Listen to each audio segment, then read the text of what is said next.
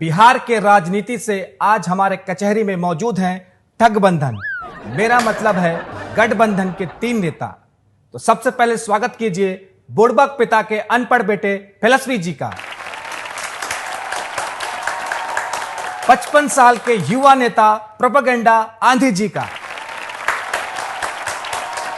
और गाजा प्रेमी प्रियंका आंधी जी का।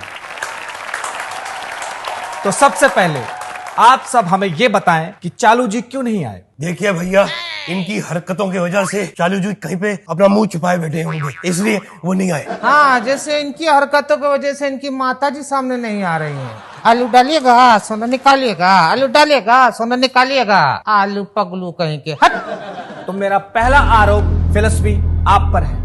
आपके पिताजी के शासनकाल को बिहार का सबसे बुरा दौर माना जाता है, जिसमें राज्य की अर्थव्यवस्था में गिरावट, कृषि संकट और शिक्षा और स्वास्थ्य सेवाओं का भट्ठा बिठाने का आरोप है।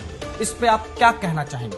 इस पे हम यही कहना चाहेंगे कि थैंक यू कि इतने सालों बाद भी उनके कामों को याद किया जा रहा है। उनका भी यही सपना था कि उनके कामों को सालों तक याद किया जाए। देखा आपने लापरवाही का नतीजा। जनता को पेन बांटने की बजाय अगर आप उस पेन से खुद पढ़ लेते तो आज सबको पता होता कि जो आपके पिताजी ने किया है उसे काम नहीं नाकामी कहते हैं। देखिए जगत जी, वो पुरानी बात। इस बार ये गठबंधन की सरकार बिहार में ऐसा काम करेगी जो आज तक किसी ने नहीं किया हो।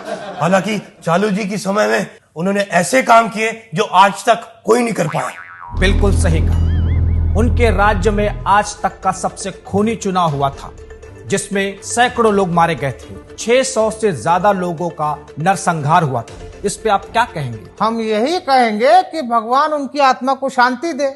और देखिए, वैसे भी उस वक्त हम छोटे थे, अगर हम बड़े होते तो ये सब नहीं होता। बड़े होकर भी क्या कर लिया तुमने फेलस्वी? डेप्यूटी सीएम बने तो किसानों की जमीनें हड़प ली।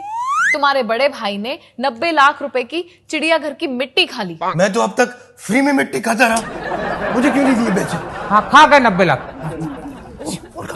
जैसा कि आपने देखा कि इन पे लगाए हुए आरोप इन लोगों ने बड़ी बेशर्मी से एक्सेप्ट कर ली और फिर भी बेशर्म की तरह मुंह उठाकर चुनाव लड़ने चल दिए।